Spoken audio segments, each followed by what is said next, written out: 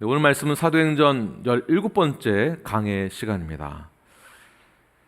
사도들에게 있어서 내가 만난 예수님, 내가 본 예수 그리스도, 내가 경험한 예수 그리스도를 전하지 않을 수 없는 열정을 가지고 있었습니다. 사명이 있었습니다. 그 사명을 가지고 복음을 증거했을 때에 그들에게는 물론 핍박이 여전히 존재하고 있었습니다. 복음을 전하면 안 된다, 예수님의 가르침을 전하지 말라라는 경고와 핍박이 있었습니다.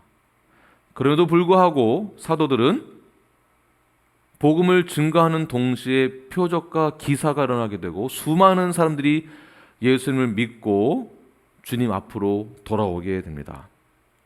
자, 이러한 현상을, 복음의 확장과 부흥의 이 역사를 누가 가장 견제하고 있을까요? 누가 가장 기분 나쁘게 생각하고 있었을까요? 영적으로는 사탄이 가장 견제하는 것이고요, 물리적으로는 우리 주변에 가까이 있다라는 것을 볼 수 있게 됩니다. 17절 말씀 본문 우리 함께 읽겠습니다. 시작. 대제사장과 그와 함께 있는 사람 즉 사두개인의 당파가 다 마음에 시기가 가득하여 일어나서. 자, 시기가 가득한 대제사장과 누구입니까? 사두개인들. 시기가 가득한 대제사장, 사두개인, 누구를 말하죠? 종교 지도자들입니다. 이미 이들은 예수님의 가르침을 전하지 말라고 경고를 한 바 있었습니다. 신문을 하였었습니다. 그러나 사도들은 보고 들은 것을 전하지 않을 수 없었음을 강력하게 표현하였고, 그들에게 복음의 능력이 전해지자 수많은 군중들이 사도들을 쫓아가게 되죠. 지난주에 아나니아와 삽비라의 그 사건을 통하여서 교회의 거룩함에 대해서 함께 나눴습니다. 교회는 영적으로 정결해야 하며 거룩해야 된다, 건강하게 된다. 그러한 사건들, 그러한 히스토리를 교회가 겪고 난 다음 그 이후에 교회는 부흥하게 됩니다. 영적인 성장이 일어나게 됩니다. 교회에 활력이 생기게 됩니다. 몸이 아픈 자들이 고침을 받고 치유를 받게 되고 예수를 믿게 되었습니다. 동일한 신앙 고백으로 함께 모여서 서로를 격려하고 위로하며 하나님께 영광을 돌리는 거룩한 공동체가 되었습니다. 또한 주님의 제자가 되어서 훈련을 받습니다. 하나님은 누구이신지, 우리가 무엇을 믿어야 하는지에 대해서 함께 배우고 제자 훈련을 받고 지혜가 자라나고 영적인 성숙함이 자라나게 됩니다.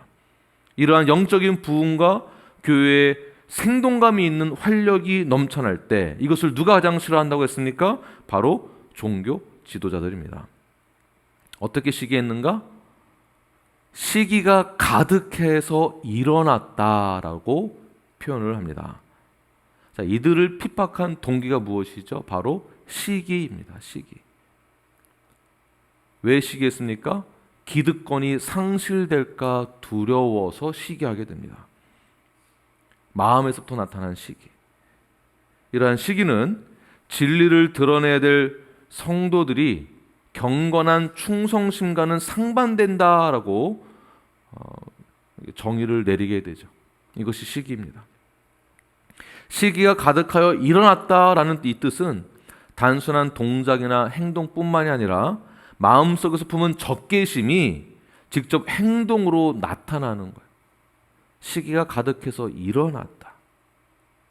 쉽게 표현하면 그 자리에 내가 있었어야 되는데, 저 사람은 운도 참 좋아, 그 운을 내가 잡았어야 되는데, 그 일을 내가 했었어야 되는데, 사도보다 내가 더 잘할 수 있는데, 이러한 시기심인 것이죠. 마음에 적개심이 일어나니까 결국 시기와 질투심으로 인하여서 죄를 범하게 됩니다. 죄. 그래서 시기는 죄와 연결되어 있습니다. 성경에서 최초의 살인이 어떻게 일어나게 됐습니까? 가인과 아벨의 사건, 바로 시기와 질투에서부터 시작된 살인죄입니다. 시기심의 마지막 끝은 상대방이 파멸되어야만 끝이 나는 거예요. 그래서 이 시기가 죄가 되는 것입니다. 시기와 질투심은 내가 가지고 있지 않은 것을 다른 사람이 가지고 있을 때 심각하게 일어나게 되죠. 그것이 외모이거나 돈이거나 명예나 인기가 있을 때, 실력이나 학력 또는 주변 이웃들 중에서도 내가 가지고 있지 않은 것에 대해서 이웃이 가지고 있었을 때 시기 질투하게 됩니다.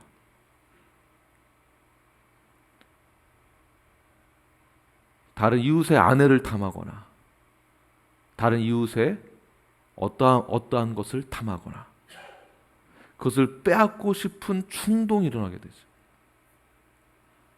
그래서 이 시기심은 결국 시기심의 대상자가 파멸될 때까지 지속이 됩니다. 시기심은 멈추지 않게 됩니다.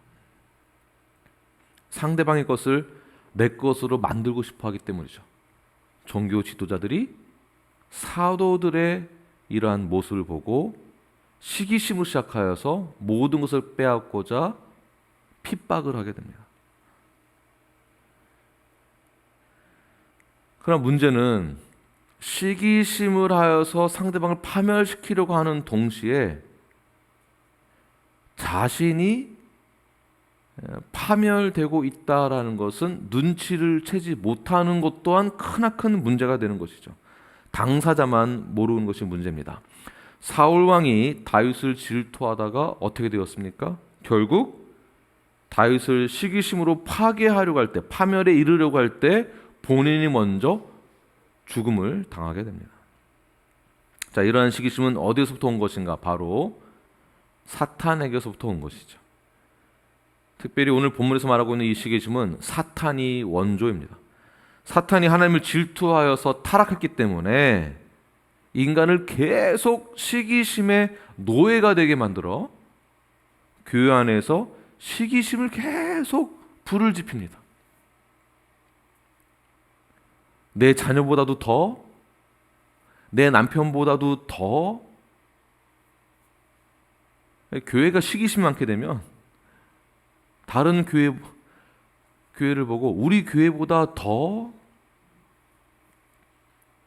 나보다 더 이런 마음이 강하게 나게 되죠. 이것이 바로 사탄이 조장하는 시기심의 노예로 만드는 전략입니다. 종교 지도자들은 사도들의 영적인 능력에 대해서 질투하였습니다. 시기하였습니다. 하나님의 일을 하다가도 이러한 시기심은 생긴다라는 것을 말하고 있는 것이죠. 교회 안에서 저들이 헌신을 하고 봉사하고 섬기고 예배할 때 나보다도 믿음이 더 좋아하는 분들도 계세요. 그것을 견디지 못한. 그래서 이간질하는. 나보다도 교회 안에서 인정을 더 많이 받아? 이러한 마음들. 그래서 하나님께 영광을 돌리고자 하는 것이 아니라 자신이 영광을 받기 위해서 헌신을 하거나 노력하는 분들이 있을 수 있습니다. 만약에 우리가 그러한 상황 가운데 처했다 한다면, 그러한 시기심이 있다고 한다면 그러한 시기심에서부터 벗어나야 됩니다. 진정으로 내가 만난 예수님, 그 예수님의 마음을 닮아가는 거예요. 거룩한 그 마음을 닮아가는 것입니다. 좋은 일들이 일어나서 교회 안에서 서로 축복하고 격려하며 사랑하고 축제가 되어야 되는 곳이 바로 예배의 현장이고 교회여야 됩니다. 꼭 나만을 통해서 축제의 자리가 일어나야 된다라고 생각해서는 절대로 안 됩니다. 그러한 생각 갖고 있는 자들을 우리는 사탄의 앞잡이다라고 봐야 됩니다. 이미 시기심의 노예가 되었다. 사탄의 노예가 되었다라고 봐야 됩니다. 시기심은 그만큼 크나큰 죄를 낳기 때문에 그렇습니다. 시기하는 자들의 적개심을 품은 그 마음을 표현을 할 때 처음에는 비아냥거리다가 나중에는 아예 아무 말을 하지 못하도록 상대방이 드러나지 않도록 묶어버리죠. 너 나서지 마. 아무것도 하지 마. 결국 시기하는 자들이 하는 방법이 있습니다. 가둬두는 거예요. 18절 말씀을 우리 함께 읽겠습니다. 시작. 사도들을 잡아다가 옥에 가두더니. 자, 옥에 가두었다라는 것은 이때 옥은 그냥 어느 한 곳에 가둬놓은 것이 아니라 철저하게 국가가 관리하는 공공 감옥을 이야기하고 있는 것입니다.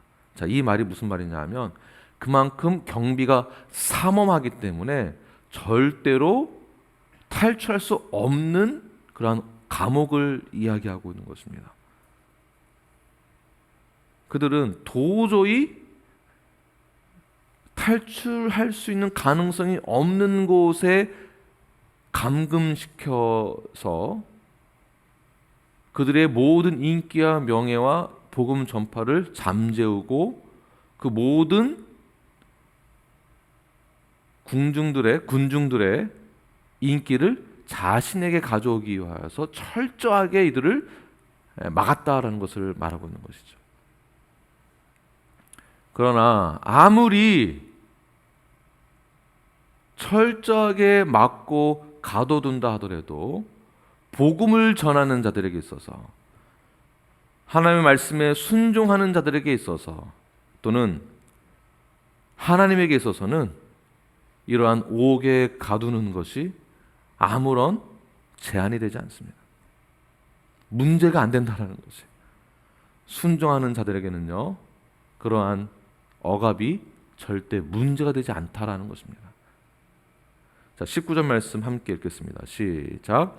주의 사자가 밤에 옥문을 열고 끌어내어 이르되. 자, 밤에 옥문을 열어서 나오게 한 다음 그 다음 지시하는 것이 있습니다. 20절 말씀 보게 되면 나가서 복음을 다시 전해라 라는 것이죠. 이미 첫 번째 옥에 갇혀서 신문을 당하고 경고를 받았습니다. 복음을 전하지 말아라. 그리고 두 번째 옥에 갇혀서 철저하게 삼엄한 경비 가운데 있었는데도 불구하고 사자가 탈출하게 한 다음 지시하는 내용이 무엇입니까? 복음을 전해라. 21절 보게 되면 새벽에 나와서 새벽에서부터 예수님에 대해서 보고 들은 것을 다시 한번 전하게 됩니다. 자, 복음을 전합니다. 언제 전합니까? 모든 것이 다 준비되어 있을 때 복음을 전하는 것이 아니라 상황과 환경에 상관없이 복음을 전하는 데 있다는 거죠. 준비가 다 되어 있을 때가 아니라 하나님이 명령하시면 상황을 뛰어넘어서 환경을 뛰어넘어서 복음을 전하는 것, 순종하는 것. 우리가 어떤 상황이 있든지 긴박한 상황이 있다 할지라도 아무리 바쁜 상황 가운데 있다 할지라도 우리가 가장 중요하게 생각해야 될 부분은 우리의 우선순위가 무엇인가, 성도로서의 우선순위가 무엇인가에 대해서 깊이 생각을 해봐야 됩니다. 우선순위가 뭔가 깊이 한번 생각해 보십시오. 하나님의 사람은 다릅니다. 성도는 달라야 합니다. 하나님과 항상 교제하는 사람은 어떠한 상황 가운데에서도 순종을 하며 영적인 체험을 하게 됩니다. 영적인 체험을 하는 자들은, 순종하는 자들은 항상 우선순위가 말씀에 있습니다. 예수 그리스도에 있습니다. 그들의 우선순위는 어떤 상황 가운데 있어도 순종하는 거죠. 내가 주님의 말씀을 전하겠습니다.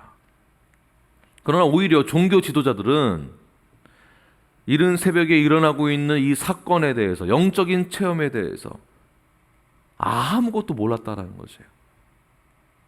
중요한 것은 하나님의 말씀에 순종하는 자들은 언제나 영적인 체험을 한다는 것입니다. 남들이 보지 못한 것을 보게 되고, 남들이 경험해 보지 못한 것을 경험하게 되고, 남들이 체험해 보지 못한 것을 체험하게 돼요.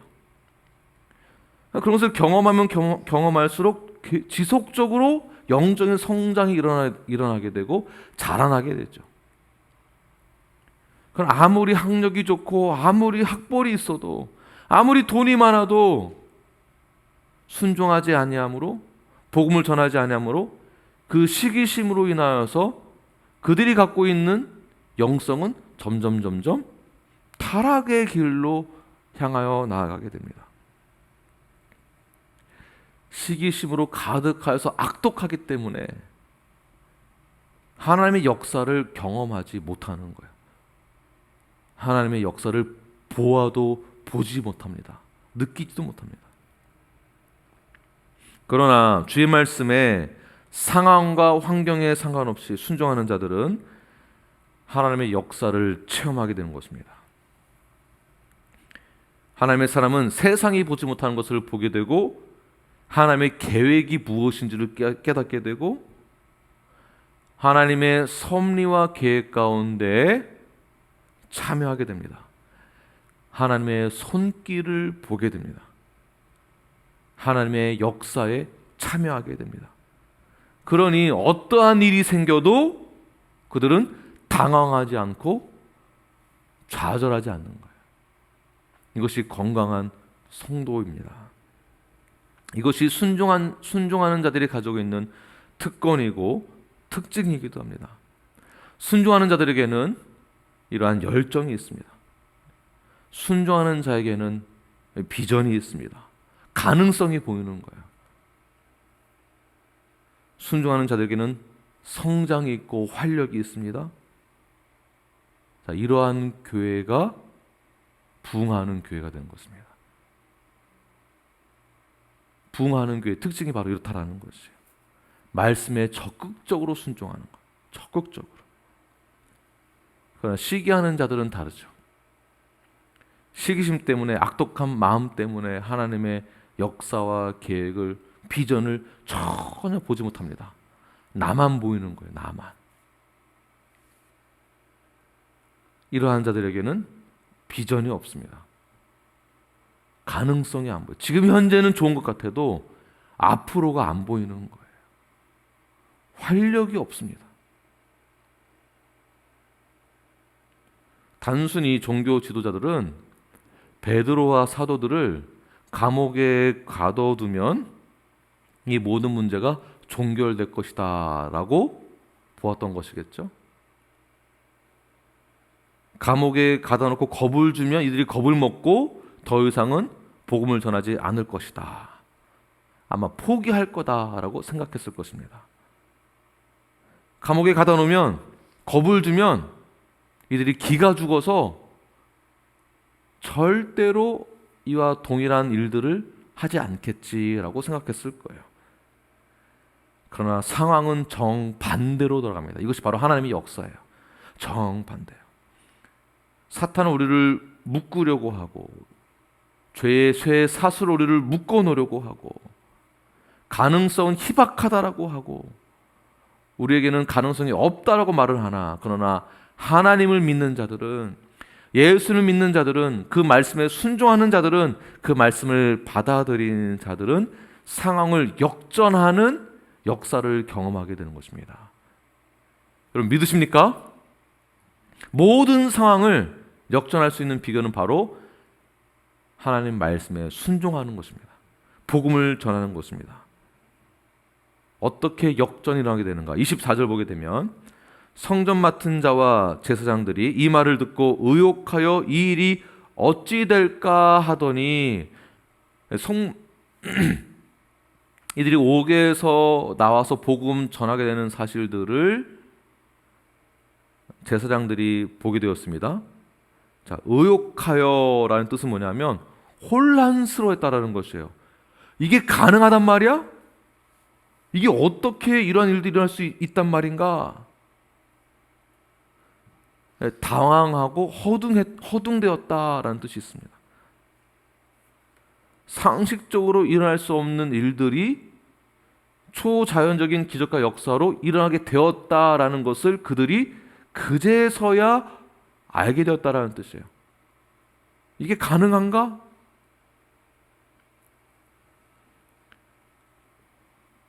그러나 하나님의 역사를 직접 체험하고 경험하는 자들은요, 보는 것이 다릅니다. 남들이 봤을 때는 안 된다라고 했을 때에 하나님의 말씀을 믿는 자들은 안 된다고 보는 것이 아니라 된다고 보는 것이에요. 가능성이 없다라고 보는 것이 아니라 가능성이 있다라고 보는 것입니다.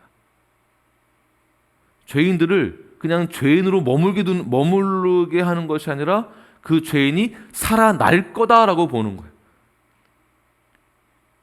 죽은 영혼들이 살아있다라고 보는 것입니다. 그래서 신앙인들은 성경 말씀을 받아들일 때에 이미 믿음으로 보는 것이기 때문에 세상을 바라볼 때에도 믿음의 시각으로 바라보게 되는 것이죠. 여러분, 홍해를 건너는 사건, 이것을 어떻게 믿겠습니까? 세상 사람들은 믿지 못합니다. 어떻게 반응할까요? 의욕하여 이르되 당황해하는 거예요. 그게 말이 돼? 라고 생각하게 되는 거예요. 물이 포도주로 바뀌게 되는 사건, 우리가 어떻게 그것을 믿습니까? 믿음으로 보는 거예요. 가능성이 있다라고 보는 거예요. 그러나 그들은 어떻습니까? 의욕하여 이르되 말이 되느냐? 당황스러워합니다. 믿을 수 없다라고 합니다. 죽음을 이기고 부활하신 예수님 그 사건, 부활의 사건, 우리는 어떻습니까? 믿죠. 우리는 믿습니다. 보는 시각이 달라지는 거예요. 세상 사람들은 믿지 못합니다. 의욕하여 이르되라고 하죠. 우리가 이것을 어떻게 믿을 수 있을까요? 사도들이 십자가 사건 그 이후에 믿지 못하고 두려워 도망가다가 부활하신 예수님을 만나고 난 다음 그들의 삶이 변하게 되었고 모든 것을 다 믿게 되었고 오순절 성령 강림 사건 그 이후에 그들의 삶은 완전히 변하게 되었습니다. 이들이 성령의 충만함을 받았기 때문에 전혀 사도들이 흔들림 없이 복음을 전하고 순종했던 것이에요. 고린도전서 2장 11절 말씀을 함께 읽겠습니다. 시작. 사람의 일을 사람의 속에 있는 영 외에 누가 알리요? 이와 같이 하나님의 일도 하나님의 영 외에는 아무도 알지 못하느니라. 성령 충만이 없다면 하나님의 역사를 이해하지 못하는 것입니다. 내가 직분이 있어도 성령 충만하지 않으면 하나님의 섭리와 계획을 알지 못하는 거예요. 믿지 못하는 거예요. 신앙의 경력이 아무리 많다 할지라도 성령 충만이 없으면 하나님의 기적과 역사를 이해하지 못합니다. 믿지 못합니다. 분별이 없습니다. 오직 지혜로운 자, 하나님의 자녀가 된 권세를 받은 자, 믿는 자, 성령 충만한 자, 순종하는 자는 하나님의 초자연적인 역사를 볼 수 있습니다. 믿게 되는 것입니다. 여러분, 우리 교회의 역사를 한번 보십시오. 어떻습니까? 비전이 없는 교회다라고 생각하여서 떠나던 분들이 굉장히 많았습니다. 가능성이 없다라고 하였습니다. 그러나 지금 어떻습니까? 하나님의 역사와 하나님의 섭리와 계획을, 비전을 볼 수 있는 성도들은 성령 충만한 자들은 이 자리에 함께 한 몸을 이루어서 모두가 오직 주님께만 영광을 돌리는 사역과 예배를 드리게 됩니다. 그러므로 성도는 인생의 후반전이 어떠한 삶으로 살아가야 하는지에 대해서 정확히 파악하고 있어야 됩니다. 내가 은퇴 준비만 하러 가는 것이 아니라 나의 인생의 후반전, 이제 내가 예수를 믿었다고 한다면 성령 충만함을 받고 그 다음 내가 어떻게 살아가야 되겠는가, 사명을 가지고 살아가야 한다라는 것입니다. 사명을 가지고 있는 성도는 하나님이 언제나 함께 하시고 새 힘을 주십니다. 막혀있던 인생이, 막혀있던 삶이 숨통이 트여지는 역사를 경험하게 됩니다. 누구에게 이런 역사가 일어나게 되는가? 바로 사명과 부르심에 순종하는 자들, 사명을 가지고 있는 자들, 이러한 자들이 하나님의 기적을 경험하게 되는 것입니다. 어떤 분들은 하나님에게 조건을 걸죠. 이번 일만 잘 되면 제가 그 다음에 헌신하겠습니다. 이번 계약만 잘 돼서 대박이 나면 그때 제가 한번 헌금하겠습니다. 이렇게 하는 거 아닙니다. 이런 말씀 절대 하지 마십시오. 그럼에도 불구하고 사명자라면, 성도라면 상황과 환경을 뛰어넘는 외적인 믿음의 증거가 있어야 되는 거죠. 사도들처럼 성령 강림 사건 그 이후에 사명을 가지고 인생의 후반전을 달려갔던 것처럼 저와 여러분의 인생 가운데 이 후반전, 우리는 성령의 충만함을 받았습니다. 이제 이후로는 우리가 달려갈 그 길은 오직 하나님께 영광을 돌리기 위한 삶으로 사명을 가지고 나아가야 합니다. 하나님께서 사도들에게 옥에 갇히게 되는 그 시간을 주신 이유가 분명히 있습니다. 왜 옥에 갇히게 했을까? 하나님은 이들을 옥에 가둬두지 않고도 복음을 증거할 수 있도록 충분히 할 수 있으세요. 그러나 그럼에도 불구하고 왜 옥에 가둬두게 하시고 다시 왜 또 나오게 하셨는가? 왜? 우리에게 새 생명을 주신 이유가 분명히 있다는 것입니다. 그것은 마음의 준비가 다 되었을 때 순종을 해라 라는 것이 아니죠. 어떠한 상황 가운데서도 하나님이 말씀하시면 즉각 순종해라 라는 뜻입니다. 분명히 경고했습니다. 다시는 복음을 전하지 말아라. 옥에 갇혀 난 다음에 주의 사자가 하는 말씀 무엇입니까? 새벽에 나오게 하여서 다시 복음을 전해라. 사도들이 드는 생각 무엇일까요? 잘못하면 또 복음 전하다가 옥에 갇히게 될 텐데 분명히 두려워하여서 도망가야 하는 것이 바로 그들의 과거의 인생이었어요. 그러나 그들의 인생의 후반전, 성령을 받고 난 다음에 그들의 삶은 더 이상은 두려워하는 것이 없었다라는 것입니다. 그 어떠한 것도 복음 전하는 것에 있어서 장애가 되는 것은 없다. 건강도 문제가 될 것 없고 상황도 문제가 되는 것이 아니며 우리가 전해야 될 복음, 내가 만난 예수님 분명히 전해야 한다라는 사명이 이들에게 있게 되었습니다. 역사는 언제 이루어지는가? 바로 순종할 때 이루어지게 됩니다. 순종하는 그 즉시 하나님이 시작한 일들은 반드시 하나님이 마무리해 주신다는 것을 믿으시길 바랍니다. 저는 이 말씀 믿습니다. 순종하는 즉시 하나님 반드시 하나님께서 마무리해 주실 거예요. 뉴라이프가 저희 모든 성도들이 그런 하나님의 기적과 이적을 경험하는 뉴라이프가 되길 바랍니다. 자, 28절, 29절 말씀을 함께 읽겠습니다. 시작. 이르되 우리가 이 이름으로 사람을 가르치지 말라고 엄금하였으되 너희가 너희 가르침을 예루살렘에 가득하게 하니 이 사람의 피를 우리에게로 돌리고자 함이로다. 베드로와 사도들이 대답하이르되 사람보다 하나님께 순종하는 것이 마땅하니라. 아멘. 여러분, 이 부분만큼은 꼭 기억하시길 바랍니다. 머리에 새겨 넣으세요. 마음판에 새기시길 바랍니다. 모든 사건에는 믿는 자들에게 있어서 하나님의 뜻이 있다라는 것입니다. 모든 믿는 자들에게는요, 일어나는 그 모든 사건 중에 하나님의 뜻이 개입되어졌다라는 것이에요. 내가 운이 지지도 나빠가지고 운이 나빠서 이렇게 됐어. 내가 운만 좋았어도. 그런 뜻이 아니죠.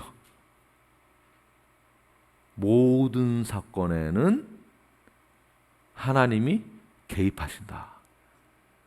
잠깐의 핍박과 고통이 있다 할지라도 그 가운데 하나님의 뜻은 반드시 있다. 반드시. 그 상황 가운데서도 우리가 어떻게 반응하느냐에 따라서 하나님은 우리를 통하여 그 영광을 받으시기를 원하시는 거예요. 어떠한 상황 가운데에서. 누구나 다 좋은 일들이 일어났을 때 좋아하는 거 누가 못합니까? 다 알 수 있습니다.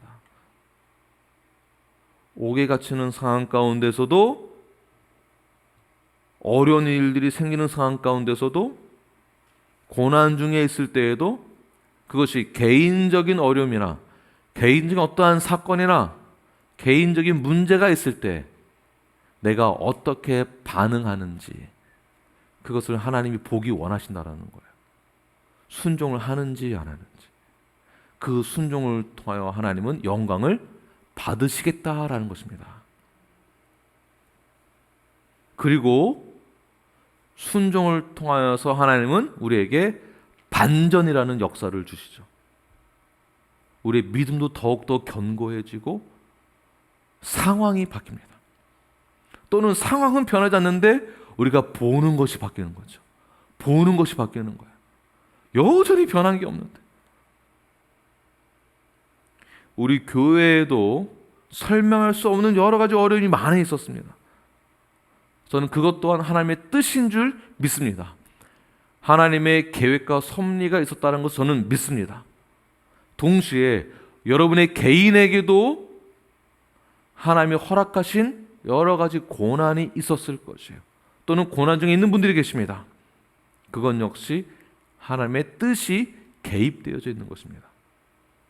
그 잠깐의 고난을 뛰어넘어 우리가 순종했을 때 하나님 우리에게 반전이라는 역사를 주실 것이고요, 우리에게 비전을 허락해 주실 것이에요. 비전을 보게 될 것입니다. 종교 지도자들의 인생관이 무엇이냐 하면 하나님은 상관하지 않습니다. 사람들에게 인기가 많아서 자신에게 기득권이 유지가 되는 것에만 관심이 있었어요. 그들의 인생관은 자기중심적이에요. 이기적인 마음. 자신만 높아지려고 하는 것이 있었다는 것이에요. 자신 높아지는 거. 굉장히 조심해야 될 문제입니다. 나는 종교 지도자가 아니니까 괜찮겠지라고 생각하지 마십시오. 가정에서도 나만 높아지려고 하는 것, 친구들 사이에서도 나만 높아지려고 하는 것, 교회에서도 나만 높아지려고 하는 그 마음, 이기심, 시기심 모두 다 사탄의 앞잡이가 되는 것입니다. 그러나 사도들은 자기들이 높아지는 것에 대해서는 관심이 없었습니다. 그들의 관심은 오직 무엇에 있었을까요? 순종이에요. 하나님 말씀에 대한 순종. 이것이 그들의 인생관이었습니다. 자, 뉴라이프 여러분, 오늘 이 시간 이후부터는 나의 인생관이 나에게만 집중되어 있었던 인생관이었다라고 한다면, 오늘 이 시간 이후부터는 나의 인생관은 오직 주님이십니다. 이 신앙 고백으로 바뀌시기를 바랍니다. 내가 주의 말씀에 순종하겠습니다. 이 인생관으로 바꾸시기를 바랍니다. 시기심이나 권위의식이나 피해의식은요, 불신앙적인 습관입니다. 불신앙적인 습관이 인생관이 되어져서 그 인생관으로 마치 내가 신앙생활을 잘하는 것 마냥 살고 계신 분들이 계십니다. 그러한 습관으로는 온전한 순종을 할 수 없게 되는 것이죠. 그것은 온전한 순종이 아닙니다. 보여주기 위한 가식적인 행동이죠. 오늘 본문에서 나타나는 종교 지도자들처럼 하나님의 뜻에 대적하는 잘못된 신앙을 갖고 살아가는 것이 아니라 우리는 사도들처럼 온전한 신앙을 가지고 하나님 말씀에 온전히 순종하시는 저와 여러분이 되기를 바랍니다. 그러한 순종을 할 때 사탄은 결코 우리를 넘어뜨릴 수 없습니다. 우리는 사탄의 공격에 넘어질 만한 그러한 하찮은 사람들이 아닙니다. 우리는 하나님의 백성이요, 하나님의 자녀요, 위대한 하나님의 유산을 물려받을 자예요. 결코 뉴라이프는 무너지지 않습니다. 하나님의 나라는 무너지지 않습니다. 영적인 전쟁에서 반드시 승리할 것이며, 비록 힘들지만 우리가 우리의 자리를 잘 지켜냈을 때 하나님은 우리 대신 그 전쟁을 싸워주시고 승리하실 것이며, 그 자리에서 이겨낸 저희 모두를 통하여서 하나님은 영광을 받으실 것입니다. 바로 뉴라이프 저와 여러분 모두가 하나님의 말씀에, 또한 그 하나님의 말씀해 주신 그 사명의 자리에 순종하시고 주님께 영광을 돌며 나아가시는 저와 여러분이 되길 간절히 축원합니다. 기도하겠습니다.